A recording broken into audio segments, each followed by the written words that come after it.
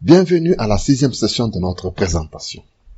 Nous avions terminé la session précédente par une question. Si le 6e sceau est le signe de l'imminence du jour du Seigneur, que doit être le prochain événement? La réponse, c'est l'enlèvement de l'Église. Pourquoi cela? Tout simplement à cause de la promesse donnée dans les Écritures. L'enlèvement de l'Église est une promesse explicite de Dieu. Dieu a promis de délivrer son Église avant que sa colère ne s'abatte dans le monde. Dans 1 Thessaloniciens 1, 10 et puis 5, 9, nous pouvons lire. Et pour attendre des cieux son Fils qu'il a ressuscité des morts, Jésus, qui nous délivre de la colère à venir. Car Dieu ne nous a pas destinés à la colère, mais à l'acquisition du salut par notre Seigneur Jésus-Christ. Ceci est bien entendu la colère eschatologique de Dieu. La colère de Dieu est tous les jours sur les méchants. Mais le déversement de ce grand jour de la colère de Dieu, ce jour du Seigneur, ou du jour de l'Éternel, Dieu a promis à l'Église, à son peuple, d'y échapper. Nous croyons que Dieu va retirer son peuple à travers ce que nous appelons l'enlèvement et qu'immédiatement après cet événement, la punition des méchants va commencer. L'enlèvement de l'Église a été prophétisé par Christ lui-même pour commencer. Dans Matthieu 24, 27 et puis 29 à 31, nous lisons. Car comme l'éclair part de l'Orient et se montre jusqu'à l'Occident, ainsi sera l'avènement, c'est-à-dire la parousie du Fils de l'homme. Il est intéressant de noter que Matthieu utilise ce mot parousie pour donner tout son poids et prouver que Jésus est le roi. Ce mot est celui qui convient pour décrire la venue d'un roi. Aussitôt après ces jours de détresse, le soleil s'obscurcira, la lune ne donnera plus sa lumière, les étoiles tomberont du ciel et les puissances des cieux seront ébranlées. Ça, c'est le signe de l'imminence de la colère de Dieu, décrit aussi bien dans l'Ancien Testament que dans le Nouveau Testament, comme le jour du Seigneur ou le jour de l'Éternel. Alors, le signe du Fils de l'homme paraîtra dans le ciel, toutes les tribus de la terre se lamenteront, elles verront le Fils de l'homme venant sur les nuées du ciel avec puissance et une grande gloire. Il enverra ses anges avec la trompette retentissante et ils rassembleront ses élus de 4 vents depuis une extrémité des cieux jusqu'à l'autre. Du point de vue du précolérisme, nous croyons que ceci est la description de l'enlèvement dans le livre de Matthieu. Tous les éléments descriptifs y sont réunis. Les anges, le son de la trompette, la venue du Christ, le rassemblement des élus vers lui-même, et ceci dans un bon ordre séquentiel et au bon endroit. Les pré-tribulationnistes semblent ne pas remarquer qu'avant ces versets, il n'y a aucune mention de la colère de Dieu. Du verset 4 au verset 28 de Matthieu 24, il n'y a aucune évidence ou preuve, ni même indice que Dieu ait commencé sa colère. Mais par contre, on voit les méchants persécuter les justes et les justes mourir. Il n'y a aucune évidence que la colère de Dieu ait commencé à s'abattre sur les méchants. Dans Jean 14, 2 à 3, Jésus continue, « Il y a plusieurs demeures dans la maison de mon Père. Si cela n'était pas, je vous l'aurais dit, je vais vous préparer une place. Et lorsque je m'en serai allé et que je vous aurai préparé une place, je reviendrai et je vous prendrai avec moi, afin que là où je suis, vous y soyez aussi. » Ceci fait clairement référence au Seigneur venant prendre son peuple pour être avec lui. Ce passage fait donc allusion à l'enlèvement. L'enlèvement de l'Église a aussi été prophétisé par Paul. Dans 1 Thessaloniciens 4, 15 à 17, nous pouvons lire « Car le Seigneur lui-même a un signal donné, à la voix d'un archange et au son de la trompette de Dieu, descendra du ciel, et les morts en Christ ressusciteront premièrement. Ensuite, nous les vivants qui serons restés, nous serons tous ensemble enlevés avec eux sur des nuées, à la rencontre du Seigneur dans les airs. Et ainsi, nous serons toujours avec le Seigneur. Consolez-vous donc les uns les autres par ces paroles. Et aussi dans 1 Corinthiens 15, 51 à 52, voici, je vous dis un mystère. Nous ne mourrons pas tous, mais tous nous serons changés en un instant, en un clin d'œil, à la dernière trompette. La trompette sonnera et les morts ressusciteront incorruptibles et nous serons changés. Ceci est un puissant rappel de ce que Dieu nous a promis. Dieu a promis l'enlèvement de son peuple avant que la colère, que la destruction du méchant ne commence sur terre. Et comme il a promis, il le fera. Concernant l'enlèvement de l'Église, Jésus fait deux comparaisons. Il nous donne deux illustrations pour montrer comment la délivrance des justes initiera la destruction des méchants, c'est-à-dire la colère de Dieu. La première illustration est dans Luc 17, 26 à 27. Ce qui arrivera du temps de Noé arrivera de même au jour du Fils de l'homme. Les hommes mangeaient, buvaient, se mariaient et mariaient leurs enfants. Ceux-ci, ce sont les méchants. Jusqu'au jour où Noé entra dans l'arche, le déluge vint et les fit tous périr. Il est important de noter que la délivrance du juste Noé a initié la punition et la destruction des méchants. La même chose se répète avec la deuxième illustration dans Luc 17, 28 à 30. Ce qui arriva du temps de Lot arrivera pareillement. Les hommes mangeaient, buvaient, achetaient, vendaient, plantaient, bâtissaient. Mais le jour où Lot sortit de Sodome, une pluie de feu et de soufre tomba du ciel et les fit tous périr. Il en sera de même le jour où le Fils de l'homme paraîtra. Voilà des illustrations très claires. Dieu délivre Lot de Sodome, puis il détruit Sodome. Dieu délivre Noé et sa famille dans l'arche, puis il détruit les méchants. C'est de la même façon que se produira l'enlèvement lorsque le Fils de l'homme paraîtra. Dieu va délivrer son peuple, le juste, puis il va laisser s'abattre sa colère sur les méchants pour les anéantir, pour les détruire. Voyons ce que dit le livre d'Apocalypse à ce sujet. Si le sixième sceau est le signe de l'imminence du jour du Seigneur, c'est-à-dire la colère de Dieu, quel est le prochain événement selon Apocalypse? Apocalypse 7, 9, 13 et 14, nous lisons. Après cela, je regardais, et voici, il y avait une grande foule que personne ne pouvait compter, de toute nation, de toute tribu, de tout peuple, de toute langue. Ils se tenaient devant le trône et devant l'agneau, revêtus de robes blanches et des palmes dans leurs mains. Et l'un des vieillards prit la parole et me dit, ceux qui sont revêtus de robes blanches, qui sont-ils et d'où sont-ils venus? Je lui dis, mon Seigneur, tu le sais. Il me dit, ce sont ceux qui viennent de la grande tribulation.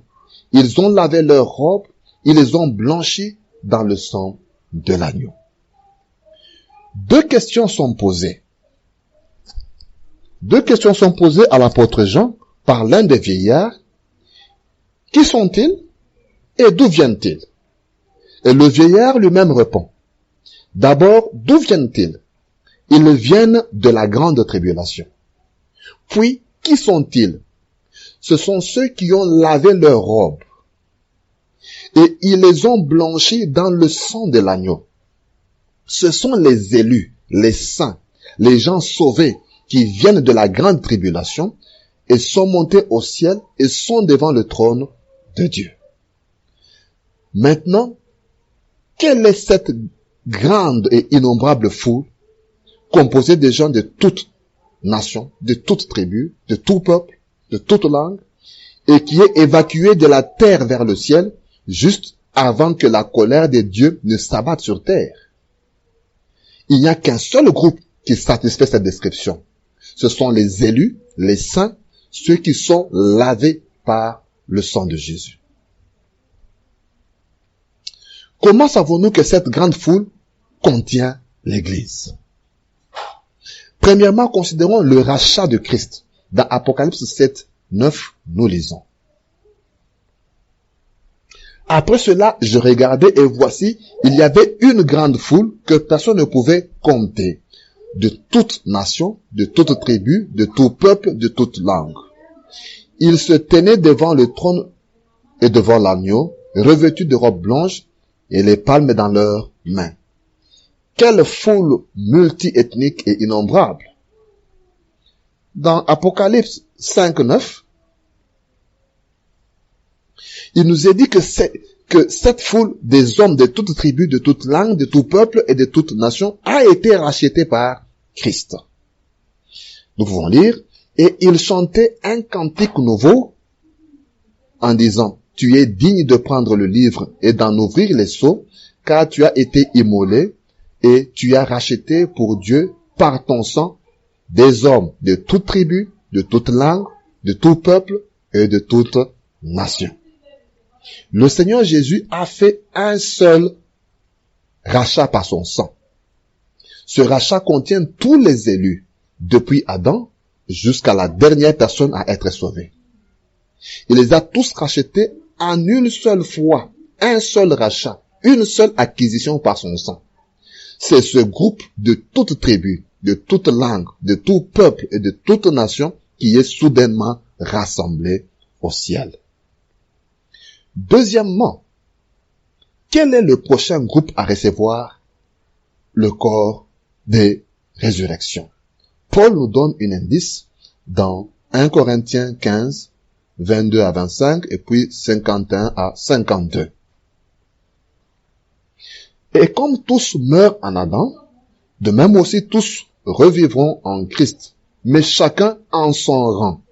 Christ comme prémisse, puis ceux qui appartiennent à Christ lors de son avènement. Ensuite viendra la fin, quand il remettra le royaume à celui qui est Dieu et Père, après avoir détruit toute domination, toute autorité et toute puissance. Car il faut qu'il règne jusqu'à ce qu'il ait mis tous les ennemis sous ses pieds. Voici, je vous dis un mystère, nous ne mourrons pas tous, mais tous nous serons changés en un instant, en un clin d'œil, à la dernière trompette.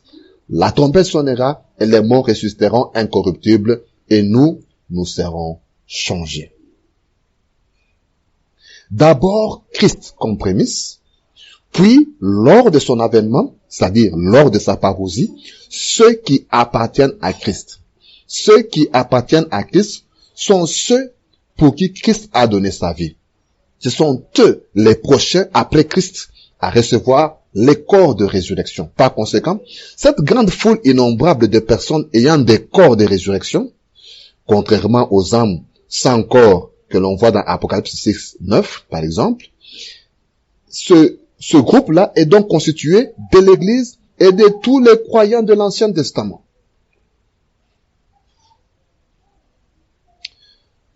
L'usage historique du terme parousie est très informatif. Le dictionnaire exégétique du Nouveau Testament offre ce commentaire. La littérature hellénistique utilise le terme de parousie comme terme technique dans les contextes sacrés et officiels.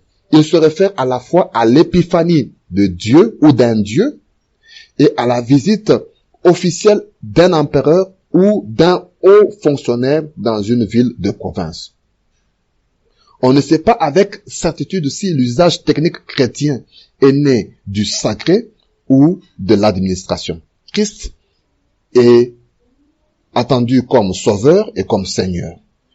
Puisque, cependant, l'empereur aussi pouvait être reçu non seulement comme un souverain, mais aussi comme un sauveur, la terminologie officielle de la parousie avec ses éléments sacrés est probablement la plus proche de l'usage chrétien. Et ça, c'est dans le dictionnaire.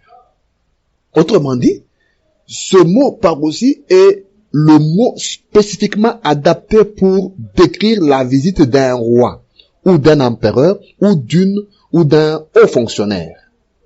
Nous croyons que Matthieu a choisi ce mot pour décrire les événements liés au Christ, pour mettre en évidence que Jésus est le roi et que sa venue doit être traitée avec tous les honneurs dus à son rang.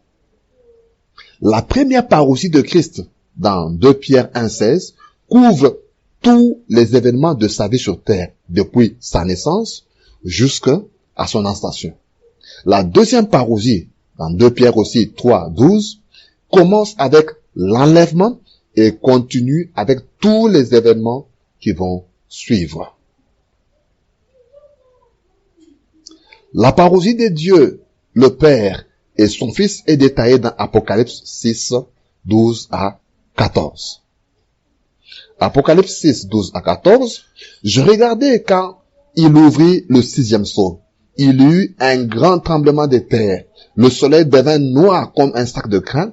La lune entière devint comme du sang et les étoiles du ciel tombèrent sur la terre comme lorsqu'un figuier secoué par un vent violent jette ses figues vertes.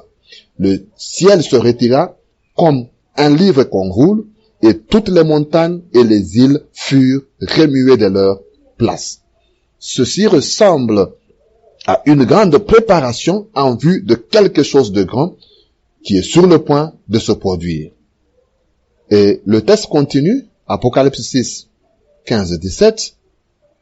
Les rois de la terre, les grands, les chefs militaires, les riches, les puissants, et tous les esclaves, les hommes libres, se cachèrent dans les cavernes et dans les rochers des montagnes. Et ils disaient aux montagnes et aux rochers, tombez sur nous, cachez-nous de devant la face de celui qui est assis sur le trône et devant la colère de l'agneau, car le grand jour de sa colère est venu. Qui peut subsister? Personne, si ce n'est ceux qui sont couverts par le sang de Jésus. C'est vraiment un grand événement, avec la description d'un grand roi venant pour visiter son peuple et punir ceux qui ne se sont pas préparés pour son arrivée. N'oublions pas que c'est le jour du Seigneur, le jour où Dieu se présente au monde. C'est le temps de Dieu pour avoir le dernier mot sur un monde qui a longtemps ignoré Dieu, un monde qui a maudit Dieu, un monde qui a tué son fils, abusé de son peuple, et maintenant Dieu vient pour venger son nom. Qu'est-ce que le 6e sceau? C'est le signe de la fin des âges qui abrège la grande tribulation des mains de l'Antéchrist. Le signe dans le soleil, la lune et les étoiles, lorsque le monde se couvre d'obscurité, alors l'éclat de la lumière de la gloire de Dieu sera la seule lumière dans le monde. Alors tous les hommes, en tout lieu sur la surface de la terre, verront le Fils de l'homme apparaître du ciel, avec les anges de sa puissance, au milieu d'une flamme de feu. Alors les méchants fuiront loin de lui pour se cacher, et les justes iront vers lui pour être enlevés. Alors Dieu va délivrer son peuple et va commencer à déverser sa colère sur les méchants. D'où vient cette grande foule? Dans Apocalypse 7, 13 à 14, nous le relisons. Et l'un des vieillards prit la parole et me dit, ceux qui sont revêtus de robes blanches, qui sont-ils et d'où viennent-ils? D'où sont-ils venus? Je lui dis, mon Seigneur, tu le sais. Et il me dit, ce sont ceux qui viennent de la grande tribulation. Ils ont lavé leurs robes et ils les ont blanchis dans le sang de l'agneau. Nous avions déjà dit, deux questions sont posées. Qui sont-ils et d'où sont-ils venus? Qui sont-ils? Ils sont ceux qui ont lavé leurs robes dans le sang de l'agneau. Ce sont les fidèles, les croyants, les élus de Dieu, lavés de leurs péchés par le sang de l'agneau. D'où sont-ils venus? Ils viennent de la grande tribulation. La version Martin traduit ceci correctement par « ils sont venus de la grande tribulation ». Ils ne sont pas en train de venir comme par compte-gouttes. une centaine aujourd'hui, 2 demain. Non. Ils sont venus comme un tout. Et ce processus a déjà pris fin. Ils sont venus durant le temps de la grande tribulation. Daniel 12:1 ajoute ceci. En ce temps-là se lèvera Michaël, le grand chef, le défenseur des enfants de ton peuple. Et ce sera une époque de détresse, telle qu'il n'y en a point eu de semblable depuis que les nations existent jusqu'à cette époque.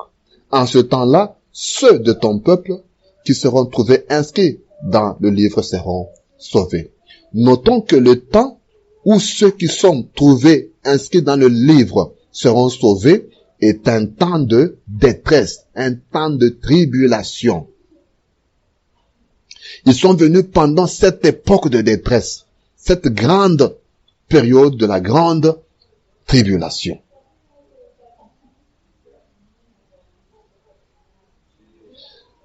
L'apôtre Paul aussi confirme le timing de l'enlèvement du Christ, de l'enlèvement par le Christ et de notre réunion avec lui. Dans 2 Thessaloniciens 2, 1 à 4 et puis 8 à 9, nous lisons ceci. Pour ce qui concerne l'avènement de notre Seigneur Jésus-Christ et notre réunion avec lui, nous vous prions, frères, de ne pas vous laisser facilement ébranler dans votre bon sens et de ne pas vous laisser troubler soit par quelques inspirations, soit par quelques paroles ou par quelques lettres qu'on dirait venir de nous, comme si le jour du Seigneur était déjà là. Que personne ne vous séduise d'aucune manière, car il faut que l'apostasie soit arrivée auparavant et qu'on ait vu paraître l'homme du péché, le fils de la perdition, l'adversaire qui s'élève au-dessus de tout ce qu'on appelle Dieu ou de ce qu'on adore, jusqu'à s'asseoir dans le temple de Dieu, se proclamant lui-même Dieu. Et alors paraîtra l'impie que le Seigneur Jésus détruira par le souffle de sa bouche et qu'il anéantira par l'éclat de son avènement. L'apparition de cet impie se fera par la puissance de Satan avec toutes sortes de miracles, de signes et de prodiges mensongers. Paul dit qu'il y aura d'abord l'apostasie ou la rébellion à l'apparition de l'homme du péché. Là, c'est le premier élément. Ce dernier va s'asseoir dans le temple de Dieu et se proclamer Dieu. Puis, alors, l'avènement de Christ qui va secourir les siens et punir ceux qui restent pendant le jour du Seigneur. Ceci indique que la venue de Christ pour recevoir les siens doit se produire après que l'Antéchrist se soit assis dans le temple et qu'il ait fait certaines de ces choses dont il doit faire. Lui, que le Seigneur Jésus-Christ détruira par le souffle de sa bouche lors de sa parousie.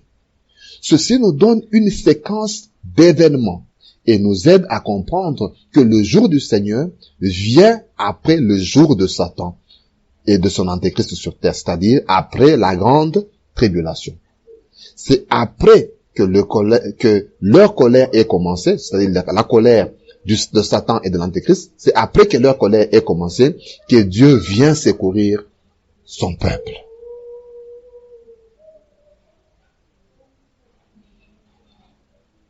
Alors, le 6e sceau signale l'imminence de la colère de Dieu. Mais avant le 7e sceau, l'enlèvement se produit. Dieu retire son peuple de la terre. Par conséquent, si le 6e sceau du chapitre 6 d'Apocalypse est le signe de l'imminence du jour de l'Éternel, et la grande foule innombrable du chapitre 7 est l'église enlevée, que doit représenter le 7e sceau du chapitre 8? L'ouverture du 7e sceau initie l'eschatologique jour du Seigneur, la colère de Dieu. Le 5e sceau pose la question, à quand la colère? Où est-elle? Le 6e sceau répond, La colère de Dieu est imminente. Elle arrive. Le 7e sceau déclare, voici la colère de Dieu. Elle est là. Dans Apocalypse 8, 1 à 6, nous lisons, quand il ouvrit le 7e sceau, il y eut dans le ciel un silence d'environ une demi-heure. Et je vis les 7 anges qui se tiennent devant Dieu et les 7 trompettes. Et cette trompette leur fut donnée.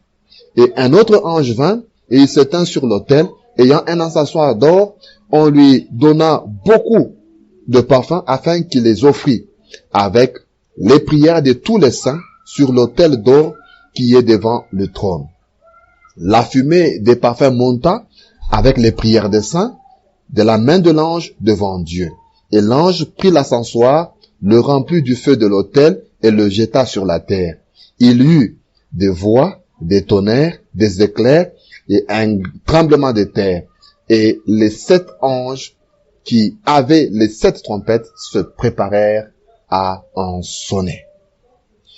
Ceci est la première indication dans le livre d'Apocalypse que la colère de Dieu est là. La colère de Dieu est liée aux 7 trompettes. Pas aux sceaux, mais aux trompettes. Dans 2 Pierre 3 à 7, nous pouvons aussi lire, enseignez par vos apôtres, sachant avant tout que dans les derniers jours, il viendra des moqueurs avec leur raillerie, marchant selon leur propre convoitise et disant, où est la promesse de son avènement?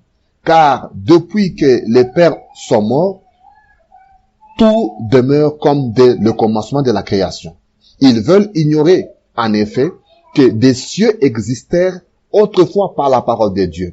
De même qu'une terre tirée de l'eau est formée au moyen de l'eau, et que par ces choses, le monde d'alors périt submergé par l'eau.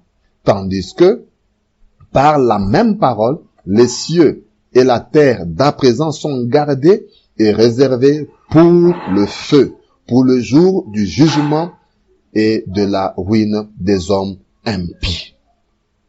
Comme aussi dans Matthieu 24, 37 à 39, ce qui arriva du temps de Noé arrivera de même à l'avènement du Fils de l'homme.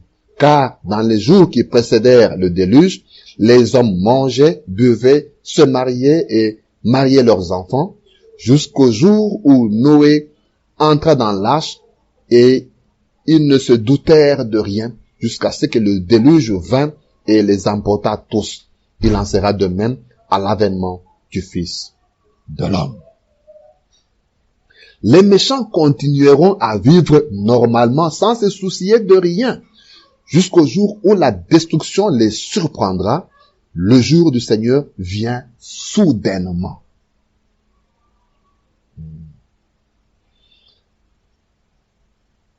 L'enlèvement et la colère de Dieu le même jour.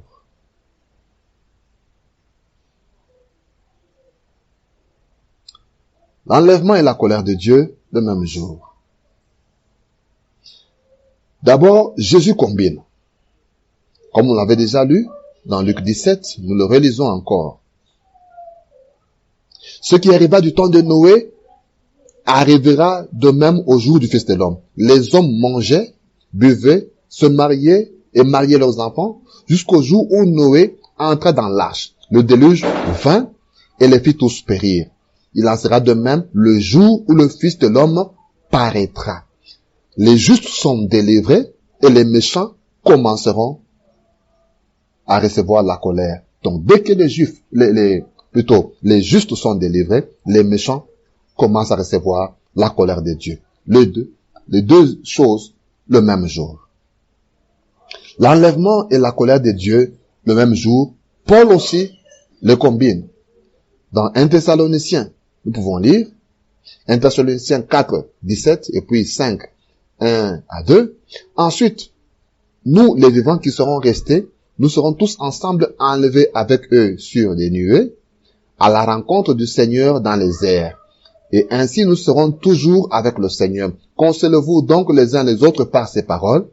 Pour ce qui est de temps et de moment, vous n'avez pas besoin, frères, qu'on vous en écrive.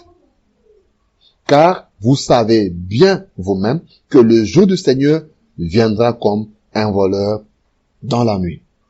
Ce jour viendra comme un voleur dans la nuit pour les méchants et non pour les justes. 2 Thessaloniciens 2, 1 à 2. Pour ce qui concerne l'avènement de notre Seigneur Jésus-Christ et notre réunion avec lui, nous vous prions, frères, de ne pas vous laisser facilement ébranler dans votre bon sens, de ne pas vous laisser troubler, soit par quelque inspiration, soit par quelques paroles, soit quelques lettres qu'on dirait venir de nous, comme si le jour du Seigneur était là. Le jour du Seigneur sera une surprise pour les méchants, mais non pour les justes. L'enlèvement et la colère de Dieu le même jour, pas seulement Jésus qui les a combinés, pas seulement Paul qui les a combinés, Pierre aussi les combine. Dans 2 Pierre 3 et 10 à 12, nous pouvons lire: Sachant avant tout que dans les derniers jours, il viendra des moqueurs avec leur raillerie, marchant selon leur propre convoitise. Le jour du Seigneur viendra comme un voleur. En ce jour, les cieux passeront avec fracas, les éléments embrasés se dissoudront, et la terre, avec les œuvres qu'elle renferme, sera consumée. Puisque donc toutes ces choses doivent se dissoudre, quelles ne doivent pas être la sainteté de votre conduite et votre piété, tandis que vous attendez et hâtez l'avènement du jour de Dieu, à cause duquel les cieux enflammés se dissoudront et les éléments embrasés se fondront.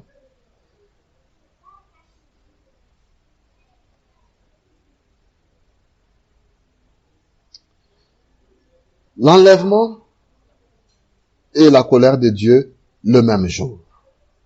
Le saint enlevé monte et la colère de Dieu descend. Dans la session suivante, nous parlerons de la colère de Dieu. Merci de nous avoir suivis et que Dieu vous bénisse.